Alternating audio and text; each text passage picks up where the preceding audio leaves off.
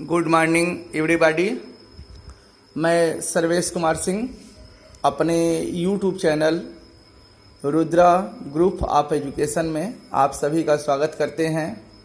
आज हम अनुसंधान से संबंधित एक बहुत महत्वपूर्ण ही टॉपिक, जिससे अधिकांश प्रश्न नेट के एग्जाम में पूछे जाते हैं। आज का हमारा महत्वपूर्ण टॉपिक है मौलिक अनुसंधान एवं क्रियात्मक अनुसंधान में अंतर, डिफरेंस बिटवीन बेसिक और fundamental research and action research. तो पिछले व्याख्यान में हमने आपको बताया था कि अनुसंधान रिसर्च क्या होता है। यहाँ पर हम अनुसंधान को बहुत ही संक्षिप्त में पुनः स्पष्ट कर दे रहे हैं। अनुसंधान किसी भी व्यक्ति, समाज या संस्था द्वारा किया गया एक व्यवस्थित प्रयास होता है, जिसके द्वारा हम किसी नए तथ्य या सत्य की खोज करते हैं, किसी नवीन सिद्धांत का प्रतिपादन करते हैं, जिससे कि बालक या व्यक्ति या समाज के ज्ञान में वृद्धि हो सके।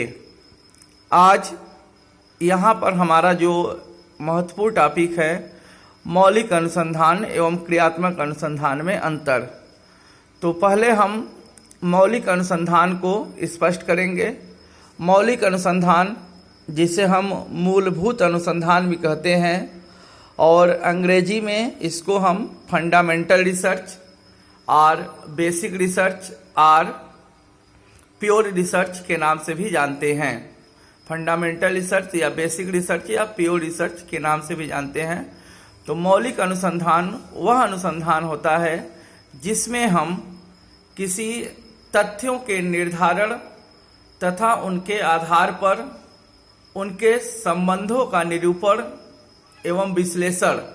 कोई भी तथ्य है तो उसका निर्धारण हम उनके आधार पर उनके संबंधों का निरूपण करते हैं एवं विश्लेषण करते हैं, और यह निरूपण एवं विश्लेषण क्रमबद्ध होगा, जिसका मूल उद्देश्य अर्थात मौलिक अनुसंधान का मूल उद्देश्य नए सिद्धांतों या विधियों आदि की सहायता से किसी नए सिद्धांत या नए सत्य की खोज करना होता है।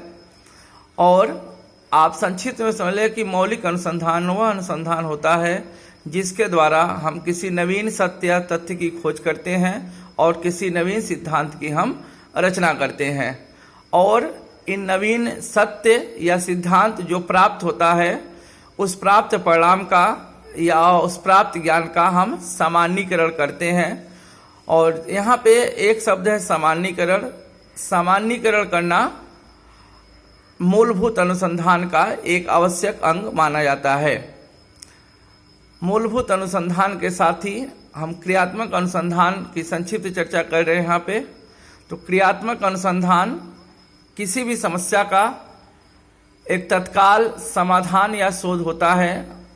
दूसरे शब्दों में हम कह सकते हैं कि क्रियात्मक अनुसंधान प्रमुखतः विद्यालय या कक्ष तक सीमित रहता है, और क्रियात्मक अनुसंधान का मुख्य उद्देश्य कक्षा की कार्य प्रणाली में आने वाली दिन प्रतिदिन की समस्याओं का समाधान करना होता है। आगे हम यहाँ पे अपने प्रमुख टॉपिक मूलभूत अनुसंधान एवं क्रियात्मक अनुसंधान में कुछ डिफरेंट है, जिसको हम कुछ प्रमुख बिंदुओं के द्वारा स्पष्ट करने का प्रयास कर रहे हैं। तो दोनों में डिफरेंट है। अब डिफरेंट या अंतर कुछ बेस या आधार पर होगा, जिस आधार पर आप दोनों में अच्छे प्रकार से डिफरेंट कर सकते हैं। लेकिन दोनों के डिफरेंट को समझने के पहले आपको मौलिक अनुसंधान एवं क्रियात्मक अनुसंधान की अच्छी जानकारी होनी चाहिए। तो आप ध्यान दें, मौलिक अनुसंधान और क्रियात्मक अनुसंधान में अंतर। तो पहला एक टॉपिक है जिस आधार पे हम दोनों में डिफरेंट करेंगे। तो पहला है आपका एम्स या उद्देश्य। तो मौलिक अनुसंधान यानी बेसिक या फंडामेंटल या प्योर रिसर्च, मौलिक अनुसंधान का जो मुख्य उद्देश्य होता है वह होता है नए तथ्यों एवं सत्यों की खोज करना एवं नवीन सिद्धांतों का प्रतिपादन करना। जो इसका अर्थ भी है नए सत्यों एवं तथ्यों की खोज करना एवं नवीन सिद्धांत का प्रतिपादन करना। जबकि एक्शन रिसर्च क्रियात्मक अनुसंधान का मुख्य उद्देश्य होता है विद्यालय तथा कक्षा शिक्षण की कार्य प्रणाली में सुधार लाना। तो आप ये समझिए कि मौलिक अनुसंधान का प्रमुख उद्देश्य होता है नए तथ्य या नए सत्य की खोज करना या नवीन सिद्धांत का प्रतिपादन करना, जबकि क्रियात्मक अनुसंधान का मुख्य उद्देश्य होता है विद्यालय तथा कक्षा शिक्षण की कार्य विधि या कार्य प्रणाली में सुधार लाना। दूसरा प्रमुख अंतर का आधार है जिसके आधार पर हम दोनों डिफरेंट कर सकते हैं। दूसरा पॉइंट है आपका रिसर्चर या अनुसंधानकर्ता। तो अनुसंधानकर्ता या रिसर्चर, तो मौलिक अनुसंधान में जो रिसर्चर्स होता है, शोधकर्ता होता है, उसको कम से कम पीजी या परास्नातक की उपाधि लेना आवश्यक होता है। जबकि क्रियात्मक अनुसंधान में ऐसा आवश्यक नहीं है। क्रियात्मक अनुसंधान में अनुसंधानकर्ता शिक्षक, प्राचार्य, प्रशासक, विद्यालय के निरीक्षक और छात्र स्वयं भी हो सकता है। तीसरा पॉइंट जिसके आधार पर हम दोनों में अंतर करेंगे, तीसरा हमारा पॉइंट है प्रॉब्लम या समस्या। तो जो मौलिक अनुसंधान का समस्या होता है उसका स्वरूप अधिक व्यापक होता है और इसका स्वरूप सैद्धांतिक होता है, जबकि क्रियात्मक अनुसंधान का स्वरूप संकुचित होता है तथा यह कक्षा एवं विद्यालय तक ही सीमित होता है। चौथा आधार है हमारा एरिया या स्कोप या क्षेत्र। तो क्रियात्मक मौलिक अनुसंधान का क्षेत्र बहुत व्यापक होता है और यह विद्यालय से बाहर की भी समस्या या देशव्यापी समस्या पर भी मौलिक अनुसंधान किया जाता है। लेकिन क्रियात्मक अनुसंधान एक्शन रिसर्च का क्षेत्र संकुचित होता है और यह प्रमुख रूप से किसी विद्यालय या विद्यालय की कार्य प्रणाली से संबंधित होता है। पांचवा हमारा है डिजाइन या रूपरेखा। तो मौलिक अनुसंधान की रूपरेखा कठिन होती है, इसमें फ्लेक्सिबिलिटी नहीं होती है और मौलिक अनुसंधान में जो भी डिजाइन बनाने वाला होगा उसको विशेष रूप से प्रशिक्षण दिया जाता है या उसको विशेष प्रशिक्षण की आवश्यकता पड़ती है। जबकि क्रियात्मक अनुसंधान की रूपरेखा फ्लेक्सिबिलिटी होती है, उसमें लचीलापन होता है और आवश्यकता अनुसार शिक्षक या छात्र उसमें थोड़ा सा उतार चढ़ाव या सुधार कर सकता है। अगला पॉइंट है सैंपल या सैंपलिंग या न्यादर्श। तो न्यादर्श बहुत ही इंपॉर्टेंट शब्द है, रिसर्च में कई जगह प्रयोग होता है। तो न्यादर्श के आधार पर जो मौलिक अनुसंधान में जो न्यादर्श का चयन होता है वो न्यादर्श का चयन बहुत ही इम्पॉर्टेंट होता है और न्यादर्श के चयन के लिए हमें न्यादर्श के चयन की कई विधियों का प्रयोग करते हैं। और जबकि क्रियात्मक अनुसंधान में न्यादर्श के चयन की समस्या नहीं होती है। आप ये भी कह सकते हैं कि शिक्षक जिस कक्षा को पढ़ाता है वही उसका न्यादर्श होता है, यानी जिस छात्र या जिस कक्षा को पढ़ा रहा है वहीं पे अपना सैंपलिंग करके न्यादर्श करके वो क्रियात्मक अनुसंधान को अंतिम रूप दे सकता है। अगला है कलेक्शन ऑफ डाटा, आंकड़ों या प्रदत्तों का संकलन। तो मौलिक अनुसंधान में हम जब डाटा का कलेक्शन करते हैं तो डाटा का संकलन बहुत ही विश्वसनीय, वैध एवं प्रामाणिक विधियों से करना पड़ता है, क्योंकि डाटा कलेक्शन अगर विश्वसनीय, वैध एवं प्रामाणिक विधियों से नहीं करेंगे तो जो भी हमारे मौलिक अनुसंधान का रिजल्ट आएगा वह शुद्ध या सही नहीं आएगा। और इसमें डाटा कलेक्शन करने के लिए हमें सांख्यिकी की अच्छी विधियों का प्रयोग करना पड़ता है।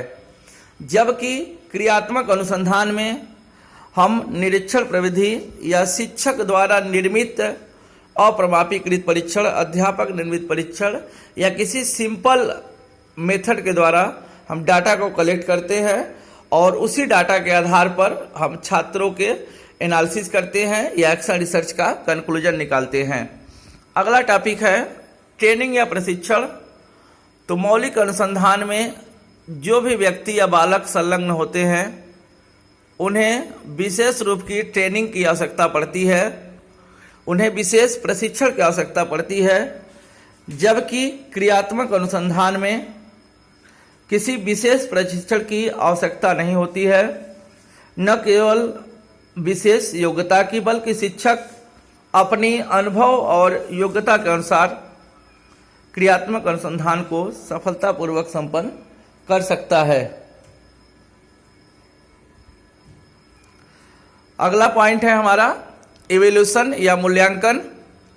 तो मूल्यांकन में आप देखेंगे कि जो हमारा मौलिक अनुसंधान है, तो मौलिक अनुसंधान में मूल्यांकन बाह्य होता है, एक्सटर्नल होता है।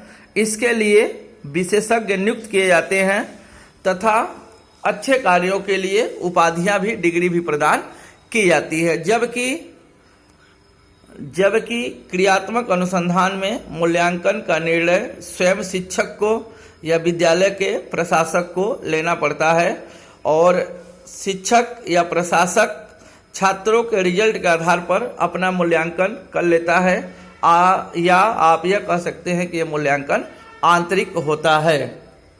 अगला पॉइंट है परिकल्पना, हाइपोथेसिस। परिकल्पना भी किसी भी शोध का बहुत ही आवश्यक अंग होता है। परिकल्पना के बारे में हमने पिछले वीडियोज में आपको बताया था। तो मौलिक अनुसंधान में जो भी परिकल्पनाएं हम बनाते हैं उस परिकल्पनाओं का प्रतिपादन पूर्व शोध के निष्कर्ष पर या सिद्धांतों पर या अनुभवों पर आधारित होता है, जबकि क्रियात्मक अनुसंधान में परिकल्पनाओं का प्रतिपादन हम कारणों के विश्लेषण के आधार पर करते हैं। एक लास्ट पॉइंट है इसमें सामान्यीकरण या जनरलाइजेशन।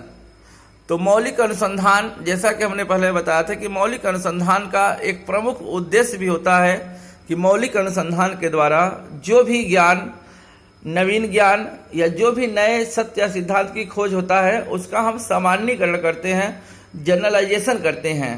सामान्यीकरण किसी निष्कर्ष पर पहुंचने की प्रक्रिया है और सामान्यीकरण शोध का एक आवश्यक अंग है, क्योंकि जब तक किसी हम नवीन ज्ञान का या जो भी हमने नए थ्योरी डेवलप किए हैं, नए ज्ञान लोगों को प्राप्त हुआ है, उसकी जानकारी हम अधिक से अधिक लोगों तक पहुंचाएं। तो इस उद्देश्य से किसी भी नए थ्योरी का, नए रिसर्च का जनरलाइजेशन किया जाता है, जिससे कि जो भी नवीन शोध हुआ है, नवीन कार्य हुआ है, उसका सामान्यीकरण किया सके और सामान्यीकरण के द्वारा वह ज्ञान समाज के अधिक से अधिक लोगों तक पहुंच सके और व्यक्ति और समाज उस नवीन ज्ञान का अपनी आवश्यकता अनुसार अधिक से अधिक प्रयोग कर सके। और जैसा कि मौलिक अनुसंधान में सामान्यीकरण आवश्यक होता है, जबकि क्रियात्मक अनुसंधान में सामान्यीकरण कोई आवश्यक नहीं होता है, क्योंकि मौलिक अनुसंधान का एरिया सीमित होता है और इसमें सामान्यीकरण नहीं किया जाता है या बहुत संक्षिप्त अपने विद्यालय तक ही किया जाता है।